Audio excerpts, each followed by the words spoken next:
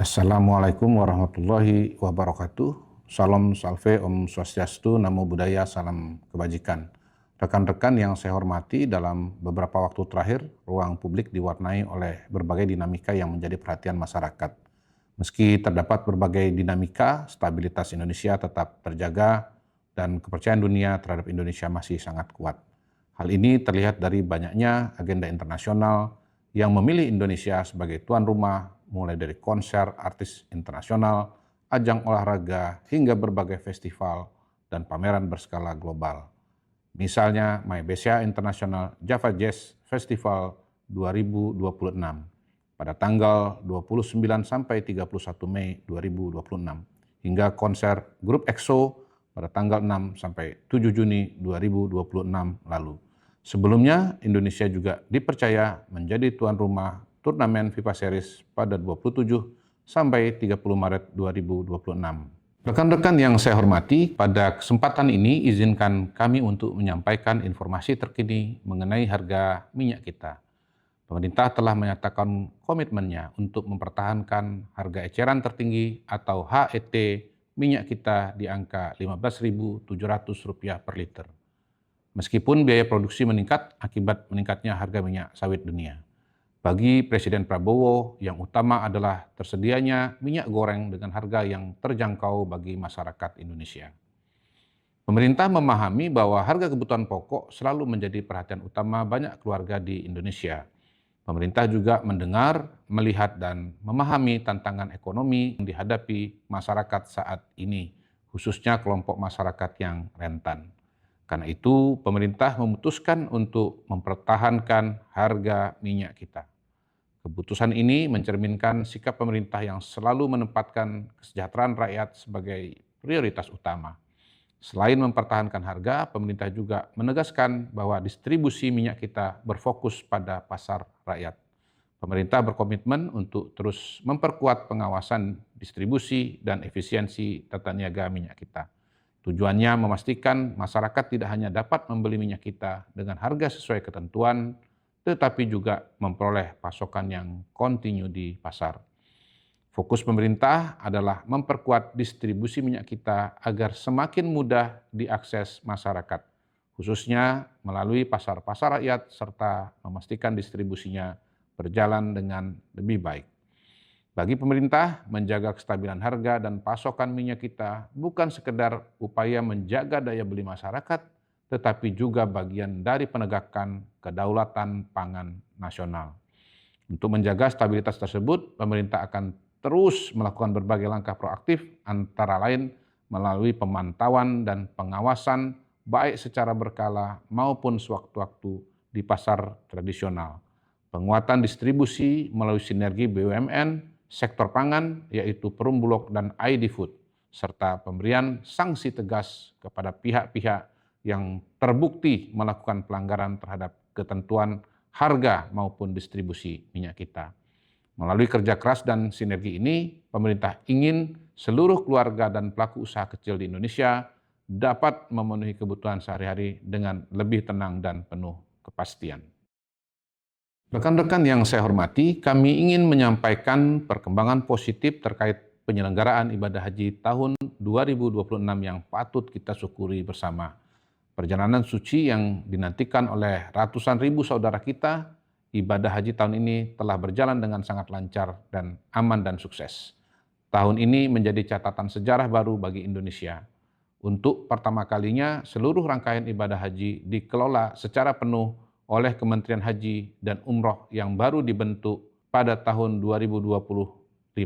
Alhamdulillah, amanah besar ini berhasil kita selenggarakan dengan sangat baik. Sebanyak 220.247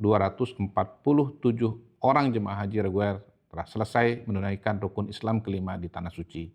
Saat ini, para jemaah kita sedang dalam proses perjalanan kembali ke tanah air untuk bertemu kembali dengan keluarga tercinta. Kelompok terbang atau kloter terakhir kepulangan jemaah haji 2026 dijadwalkan tiba di Indonesia pada tanggal 1 Juli. Kesuksesan tahun ini bukan sekedar keberuntungan, melainkan buah dari kerja keras dan berbagai terobosan nyata yang langsung dirasakan manfaatnya oleh para jemaah.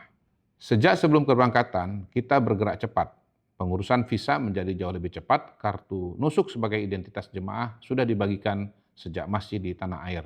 Kartu nusuk merupakan identitas digital para jemaah haji yang berfungsi memudahkan identifikasi jemaah selama di tanah suci, mempermudah akses layanan haji, hingga membantu proses pelacakan dan pendampingan apabila jemaah terpisah dari rombongan selama di Arab Saudi.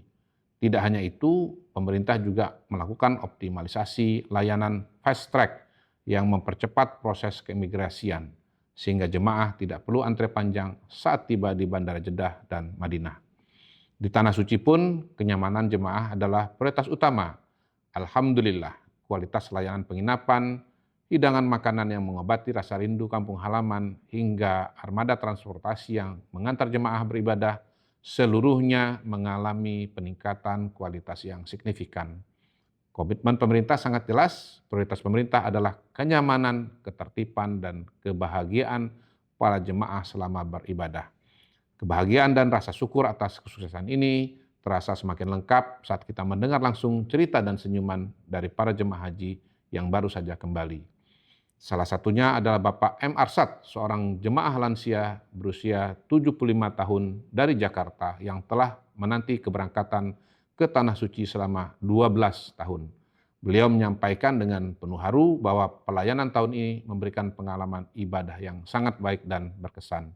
Bapak Arsad sangat bersyukur karena petugas begitu sigap memantau kesehatan jemaah dengan penuh kepedulian.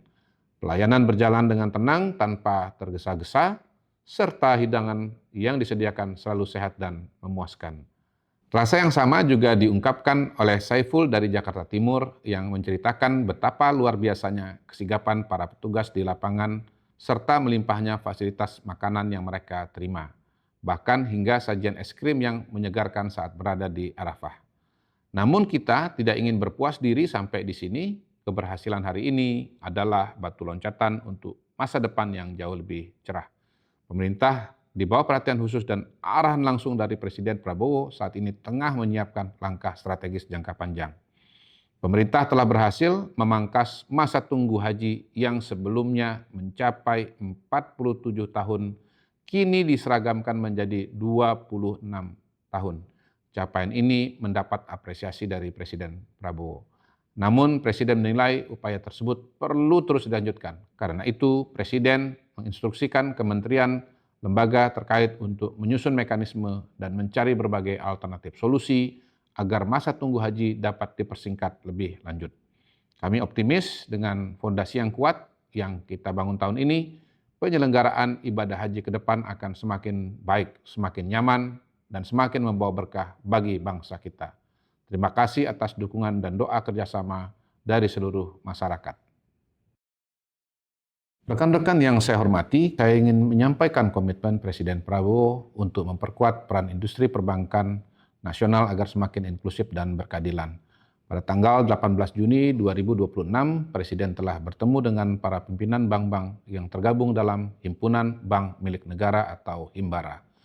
Presiden menegaskan bahwa sektor perbankan memiliki peran yang sangat strategis, bukan hanya sebagai lembaga keuangan, tetapi juga sebagai penggerak ekonomi yang dapat menghadirkan manfaat nyata bagi masyarakat luas. Karena itu, pertemuan ini menjadi momentum untuk memastikan bahwa sektor perbankan dapat semakin dirasakan dampaknya oleh rakyat, terutama kelompok usaha yang selama ini menjadi tulang punggung perekonomian nasional. Dalam kesempatan tersebut, Presiden menekankan paradigma baru mengenai peran Himbara di masa depan. Presiden menginginkan Himbara menjadi apa yang disebut sebagai perbankan patriotik. Artinya, keberhasilan bank-bank milik negara tidak semata-mata diukur dari besarnya keuntungan yang diperoleh, tetapi juga dari seberapa besar kontribusinya dalam menciptakan pemerataan ekonomi dan memperluas kesempatan usaha bagi masyarakat. Atas dasar itu, Presiden meminta Himbara untuk semakin aktif menjangkau pelaku usaha mikro, kecil, dan menengah atau UMKM. Akses pembiayaan harus semakin terbuka, lebih mudah dijangkau, dan diberikan secara adil kepada seluruh lapisan masyarakat yang memiliki potensi untuk berkembang. Kedepan, Himbara diharapkan tidak hanya menunggu masyarakat datang, tapi juga lebih proaktif hadir di tengah pelaku usaha. memahami kebutuhan mereka, dan membantu membuka jalan agar usaha-usaha produktif dapat tumbuh lebih cepat. Meski demikian, Presiden juga memahami pentingnya menjaga kesehatan dan kredibilitas sektor perbankan. Oleh karena itu, masyarakat maupun investor tidak perlu khawatir.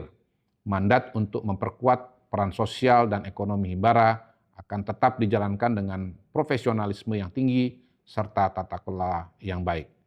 Bank-bank Himbara akan tetap dikelola secara sehat, hati-hati, dan bertanggung jawab.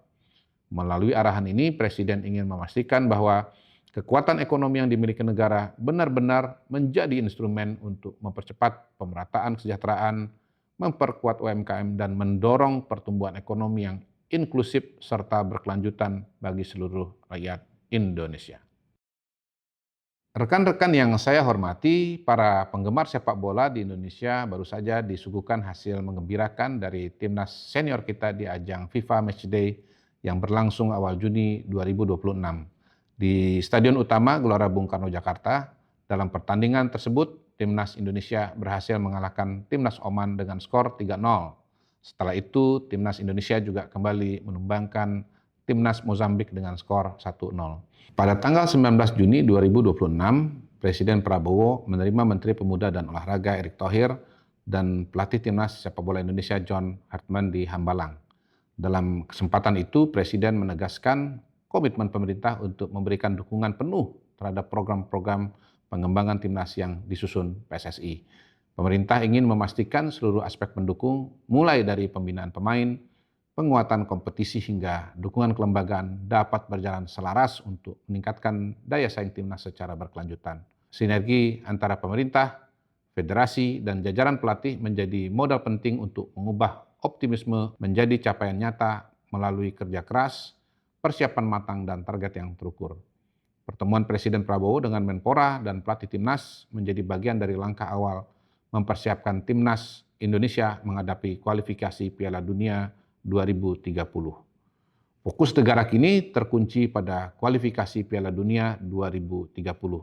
Sebagaimana ditegaskan oleh pelatih John Hartman, skuad Garuda memiliki 280 juta alasan merujuk jumlah penduduk Indonesia untuk bertarung habis-habisan. Presiden berdiri di garda terdepan untuk mewujudkan 280 juta harapan tersebut. Tidak hanya dalam sepak bola, pemerintah juga tengah menyiapkan sejumlah strategi jangka panjang untuk kemajuan olahraga nasional lainnya. Pemerintah telah menyiapkan sejumlah program unggulan yang dirancang untuk memperkuat ekosistem pembinaan atlet secara berkelanjutan. Di antaranya adalah pembangunan akademi olahraga sebagai pusat pembinaan talenta muda dari berbagai cabang olahraga, sehingga proses pencarian dan pengembangan atlet dapat dilakukan lebih terstruktur sejak usia dini. Selain itu, pemerintah juga menyiapkan program pemusatan latihan nasional atau Platnas jangka panjang yang didukung skema anggaran multi-years. Perhatian yang sama juga diberikan kepada atlet disabilitas. Pemerintah akan memperkuat program pembinaan mereka melalui pemberian sertifikasi kepelatihan. Dengan sertifikasi tersebut, para atlet disabilitas memiliki kesempatan untuk melanjutkan kiprahnya sebagai pelatih setelah tidak lagi aktif bertanding.